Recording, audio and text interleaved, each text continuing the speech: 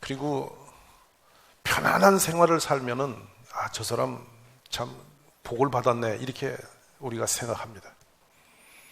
예수님이 뜻밖의 앞에 제자들과 많은 사람을 앞에 두고 전혀 말도 안 되는 설교를 좀 하십니다. 한 사례로 제가 여기 앉아 계신 여러분에게 가난해지세요, 그러면 복이 있습니다. 이제 막 굶주리십시오, 그러면 복이 있습니다. 여기저기서 욕을 엄팍 먹고 사십시오, 그러면 복이 있습니다. 이러면 여러분, 교인은 그러려고 다니는 겁니다. 이러면 여러분이 교회를 다닐 마음이 생기십니까? 예수님이 이런 설교를 하세요. 그래서 주석가난 설교자들은 이 본문을 들어서 여기에 나와 있는 이 자체 말씀을 상당히 고민을 많이 합니다. 가난한 자, 줄인 자는 신명기로 가면 저주입니다. 그냥 가난해지는 게 아니에요. 본인이 하나님의 길을 어긋날 때 가난케 되는 거고, 굶주림도 따라오는 것이고, 핍박과 곤란한 일을 많이 주변에 당하는 것도 재앙입니다. 근데 예수님은 역으로 이거를 지금 복이라고 하세요. 그러니까 이거를 이제 억지로 갖다 만들죠. 심령으로 건 거야. 근데 현실적 가난, 예수님 외에는 이걸 해석할 적 없지만은 현실적 가난도 복이 있다라고 보는 것이 틀린 해석은 아닙니다. 오늘 혹시 경제적으로 어려움이 있어서 가난함이 내 삶에 있는 분, 오늘 본문에 귀를 기울이십시오. 그리고 굶주림, 참 초라하고 가슴 아픈 일이 굶주림 속에 있습니다. 먹는 거 기가 막힙니다. 너무 경제력이 없어서 애를 기르는데 동네에 꼬망이들이 모여 있습니다. 아이들이 빵을 먹고 아이스크림을 먹고 이럽니다. 아이스크림 하나 사주지 못하고 빵 한 쪼가리 못 사주는데 우리 애가 그것이 먹고 싶어서 애들하게 어울려갖고 친구들 앞에 가서 침을 삼키면서 좀만 달라고, 좀만 달라고 이럽니다. 아무도 주는 애가 없습니다. 애가 피굴하게 그 앞에 서서 침을 꿀떡꿀떡 삼키고 빵을 먹는 아이의 손을 보고 입을 보고 손을 보고 입을 보고 그러고 있는 그 모습을 바라보는 것은 너무나 비참한 일이죠. 근데 한순간 이 아이가 빵 쪼가리 하나를 떨궜습니다. 그러자 번개처럼 아이가 그걸 집어먹습니다. 좀 이따 또 하나가 떨어뜨렸는데 그걸 아이가 집으러 가니까 아이가 발로 빵을 이겨버립니다. 아이 손까지 밟혔습니다. 아이가 소스라치게 놀라서 아야 소리치면서 손을 떨고 아파 이러고 서 있습니다. 부모 마음이 어떻겠습니까? 굶주린다는 것은 비극입니다. 슬픈 일입니다. 처참한 일이죠. 그 슬픔과 눈물을 흘릴 수가 없어 숨어서 몰래 먼 발치에서 보는 아버지 어머니는 하염없이 비참한 마음으로 눈물을 쏟습니다. 이 굶주림의 역사입니다. 아이스크림을 입에 넣고 쪽쪽 빨아먹고 끝에 조금 남은 걸 주면서 빨아먹으라고 던져줄 때 아이는 정신없이 그걸 빨아먹습니다. 그걸 바라볼 때 여러분 마음이 어떻습니까? 줄인 자의 복이라는 것은 이해할 수 없는 말씀입니다. 너무도 역설적입니다. 여기저기 사람들이 욕을 하고 핍박을 하고 조롱을 하는 일은 너무도 고통스러운 일입니다.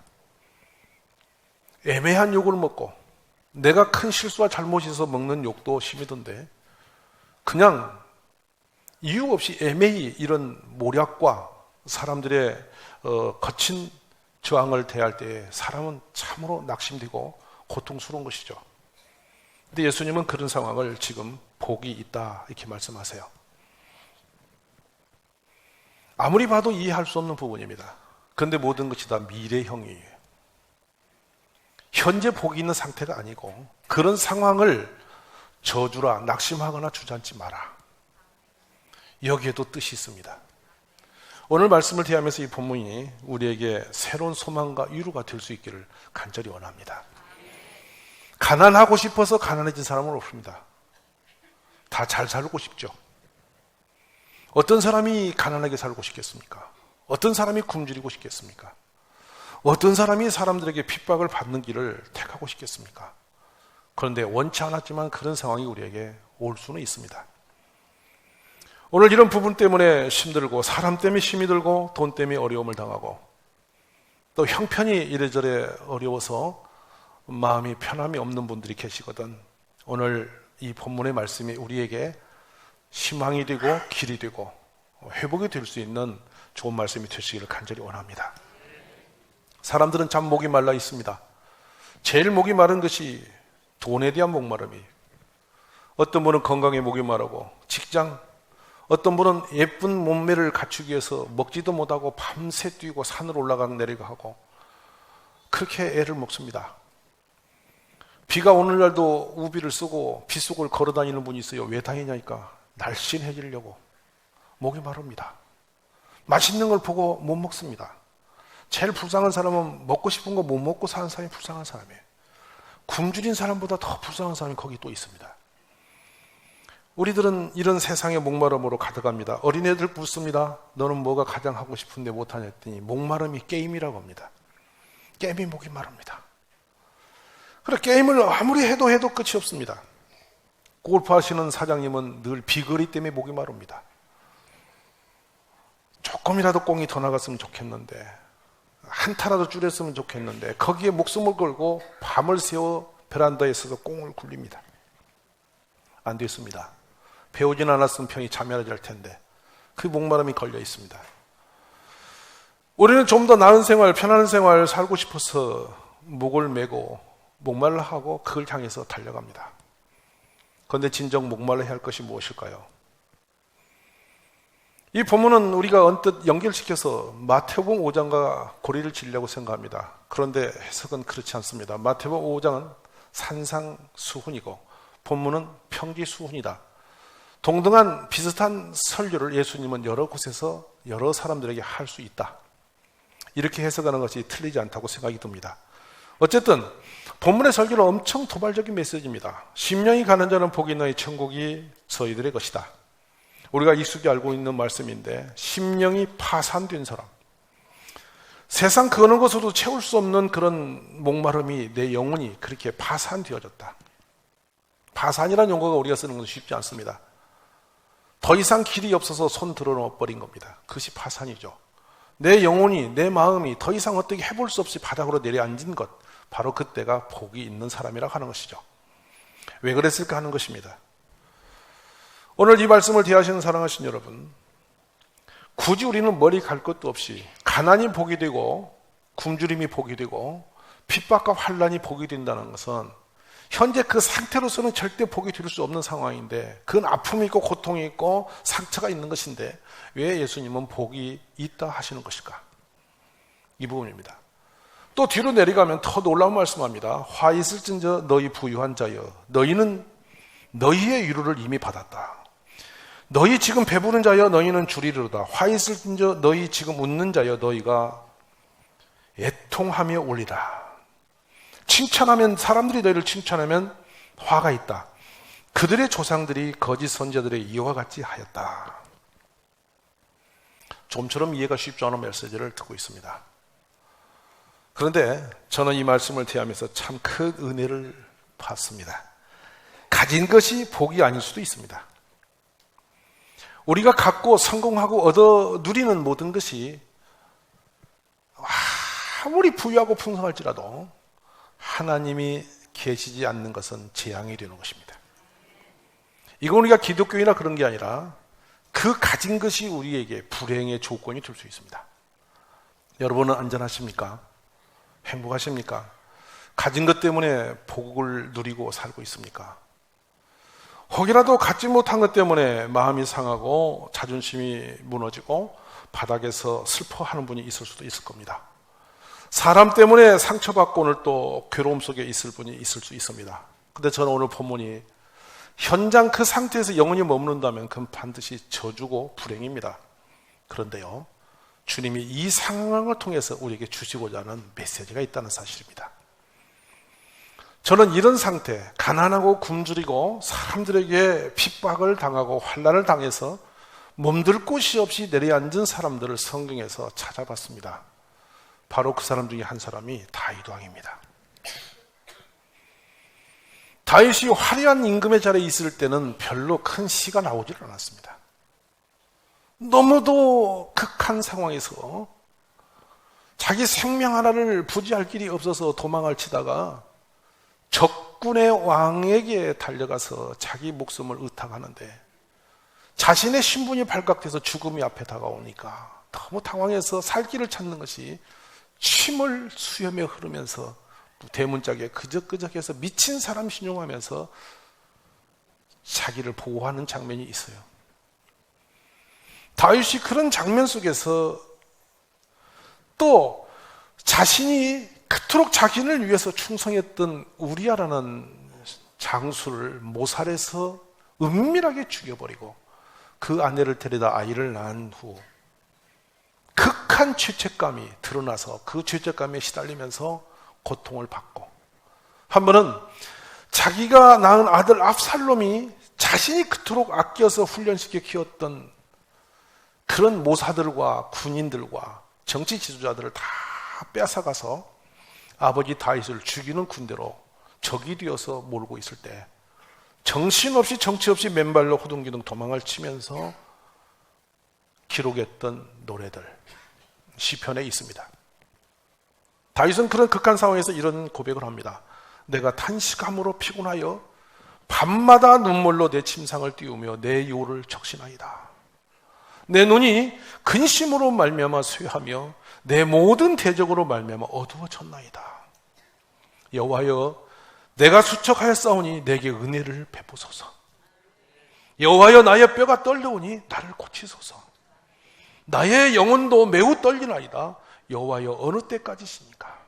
여호와여, 돌아와 나의 영혼을 건지시며 주의 사랑으로 나를 구원하소서. 내가 탄식함으로 피곤하여 밤마다 눈물로 내 침상을 띄우며 내 요를 적신하이다.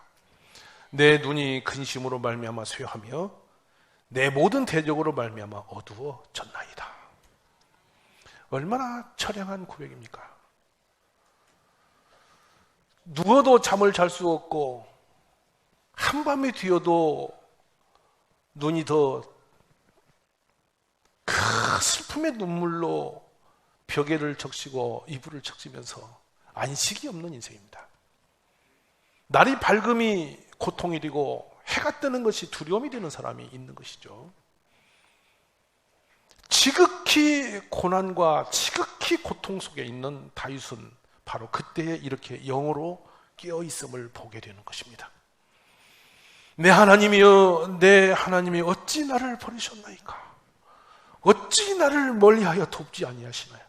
내 신음소리를 듣지 아니하시나이까? 내 하나님이여, 내가 낮에도 부르짖고 밤에도 잠잠치 아니하오나 응답치 아니하시나이까? 나는 벌레요 사람이 아니라 사람의 비방거리요 백성의 조롱거리나이다. 나를 보는 자들이 다 나를 비웃으며 입술을 삐죽거리고 머리를 흔들며 말하되 그가 여호와께 의탁하니 구원해 하실걸? 그가 기뻐하니 건지실걸 하나이다. 주여, 나를 멀리하지 마옵소서. 환난이 가까우나 도울 자가 없나이다. 진정한 영적인 회복과 영적인 부유함이 다윗에는 그 시절에 있었습니다.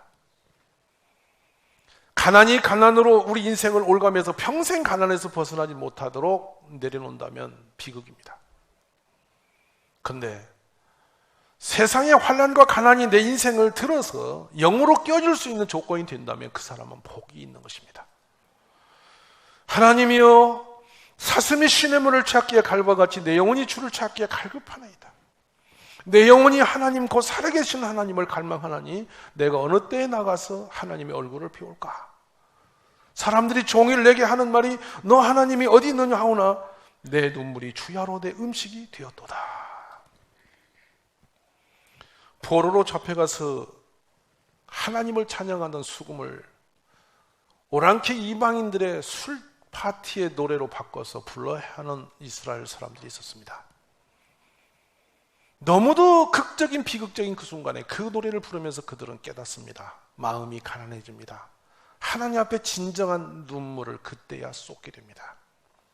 그것이 회복의 출발점이었습니다.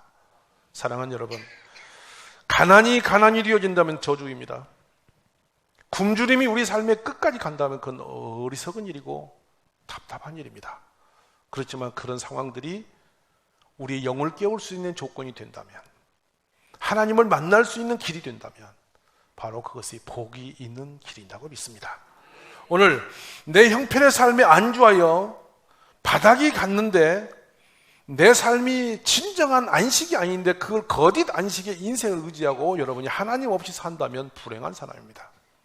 고통과 가난과 굶주림과 슬픔들과 상처들이, 아픔들이 기도가 되게 하시고 믿음이 되게 하시고 하나님을 찾는 길이 될 수 있도록 도와주시기를 원합니다.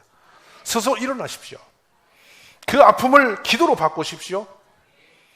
진정한 하나님의 역사를 경험할 수 있는 사람, 바로 그런 상황에서 일어난 사람들입니다. 주님이 우리를 만날 때가 언제냐면 그렇게 거짓된 위선된 세상 속에 내 마음이 충만해져서 하나님 없이도 살 것처럼 사는 사람을 만나신 적은 없습니다. 진정으로 목마른 영혼이 되어서 세상이 의지할 곳이 없는 영혼이 되어서 파손된 영혼이 되어서 하나님을 목말할 때가 언제 있느냐. 그런 고난한 삶 속에서 우리의 위선의 옷을 하나씩 벗겨가는 것입니다. 가장 위대한 발견은 어떤 사람이냐? 내 자신을 진정으로 볼 수 있는 사람입니다. 거울에 비춰진 내가 아니고 사람들 앞에 서 있는 내가 아닙니다.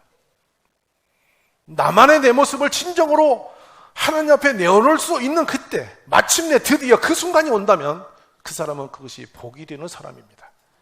오늘 주께서 우리를 그런 자리로 인도해 주시기를 원합니다. 나를 내가 보지 못하는 건 참으로 불행한 일입니다. 눈이 있으나 귀가 있으나 듣지 못하고 보지 못하는 것은 저주입니다. 근데 사람이 어지간한 세상 것으로 충만해 있는 사람은 자신을 볼 수 있는 길이 없습니다. 평생 동안 자신을 보지 못한 채 스쳐 지나가 버립니다. 위선의 모습을 가지고 가면의 모습을 쓰고 자신이 자신을 속은 채 그냥 인생을 허비할 수도 있습니다. 근데 사랑하는 여러분, 시편 86편에서 기자는 이런 고백합니다. 여호와여, 나는 가난하고 궁핍하오니 주님 귀를 기울여 내게 응답하소서. 가난한 사람이 진심으로 가난의 그 문제를 붙들고 하나님을 목말라 찾고 있는 것입니다. 마치 목마른 사슴이 시냇물을 찾아서 갈방같이 갈급한 마음으로 하나님 하면 안 된다고 눈물을 쏟으며 주 앞에 나가는 것, 이것이 복이 있는 길입니다. 우리가 그런 은혜의 사람이 되시기 바랍니다. 피해버리고 싶습니까? 눈을 감고 싶습니까? 그냥 내 스스로 자각을 하지 않고 싶습니까? 가장 어리석은 사람입니다. 아픔을 아픔으로 대하십시오. 슬픔을 슬픔으로 맞이하십시오. 고통을 고통으로 느끼십시오. 그리고 그 고통이 기도가 되게 하십시오. 슬픔이 기도가 되게 하십시오. 상처가 기도가 되게 하십시오. 그래야만 주께서 반드시 도움의 손을 내밀어 주실 줄로 믿습니다. 가난이 애통이 되고 주름이 슬픔이 되고 핍박과 곤란이 내 인생의 당금질이 되어서 꼭꼭 숨어있던 내 인생을 다시 한번 드러낼 수 있는 그 자리가 된다면 복이 있는 사람입니다. 사람은 어지간해서는 자기를 보지 못합니다. 어지간히 아파서는 자기를 끌어내지 않습니다. 완벽하게 낮아지고 끼어지고 부서지고 바닥으로 내려가지 않고는 자기 허물을 볼 눈이 없습니다. 다윗같이 영이 충만한 사람이 의젓하게 거짓과 모살과 그 포장된 위선을 계속 진행해 갑니다. 나단이 찾아와서 그 자신의 그 허물과 죄를 찔러내기까지 그는 포장된 채로 자기를 숨겼습니다. 압살롬의 그 처절한 반역 앞에 맨발로 허둥지둥 도망치면서도 자기 살기를 궁리하다 끝에 궁급한 때 드디어 자기 자신을 보게 됩니다. 나를 찾는 곳, 나를 발견하는 곳, 그 자리가 축복의 자리입니다. 우리가 자신 앞에 포장을 했습니다. 끝없이 포장에 포장을 겉없이 씌워놓고 그 속에 숨어서 내가 아닌 것처럼 이중 인생을 살아갑니다. 사랑하신 여러분, 하나님은 거짓과 위선으로 포장된 사람을 만나신 적이 없습니다. 하나님은 진실하시기 때문입니다. 거짓이 없는 분심이 하나님이시기 때문에 그런 사람을 만나지 않습니다. 창세기 한 사람을 만납니다. 우리가 그토록 은혜 받는 야곱이란 분입니다. 야곱은 욕망이 충만한 사람이었고 아버지와 형을 속이고 드디어 목숨의 위험을 느끼고 어머니의 보호 속에서 기름 한 병 들고 도망을 칩니다. 가다가다 지치고 가다가다 피곤해서 더 이상 걸을 수 없는 그 몸으로 쓰러져서 사막 가운데 돌 하나 벽에 삼아 들어누웠을 때 우리가 볼 때는 가장 처참하게 망가지고 가장 비참한 야곱의 그 현장이었는데 주님은 그때 벌거숭이 된 야곱을 찾아오십니다. 사랑하는 여러분, 바로 그 자리가 복이 있는 자리입니다. 하나님은 엄청난 퍼포먼스를 하셨습니다. 거기에서 하나님이 어떤 분인지를 야곱은 드디어 알게 만듭니다. 야곱은 깜짝 놀랐습니다. 정신을 차리고 보니 그곳이 하나님이 계신 곳이라. 그래서 그는 거기다 베들이라 이름을 짓습니다. 그리고 그가 또 하나님을 잊어버립니다. 삼촌 집에 20년 동안 종살이하면서 치열한 머리싸움을 합니다. 많은 걸 얻었습니다. 그리고 드디어 제산을 몰고 오다가 야복강, 요단 강가의 지류, 큰 강이 아닙니다. 작은 강입니다. 그냥 몇 발짝 건널 수 있는 그 강입니다. 그곳에 가서 사랑하는 아들과 아내와 자신의 그토록 몸부림이 20년간 몸부림하고 얻었던 모든 재산을 다 보내버리고 홀로 이렇게 서서 경야 밤새워 어성어성 잠을 못 자고 괴로움 속에 두려움 속에 헤매는 그때에 주님이 그를 찾아와 주셨습니다. 바로 그 자리가 야곱된 자리인 것입니다. 사랑하는 여러분, 가난함이 무엇입니까? 굶주림이 무엇입니까? 우리의 핍박과 환난의 고통이 왜 오는 것입니까? 내 환경을 우리가 이리저리 피해 다닌다고 없어지는 것이 아닌 것입니다. 바로 그 자리에서 하나님을 만나는 자리가 될 수 있기를 바랍니다. 엘베델이라 불렀으니 이는 그의 형의 낫을 피할 때에 하나님이 거기서 그에게 나타나셨습니다. 세겜 족속의 위험 속에 야곱이 드디어 정신을 차리고 하나님을 찾아갔을 때 주님이 그곳에서 그를 기다리고 계셨습니다. 사랑하신 여러분, 언제 하나님을 만나기 원하십니까? 언제 인생에 마침내 내 삶의 종점을 찍고 새 길에 서기를 원하십니까?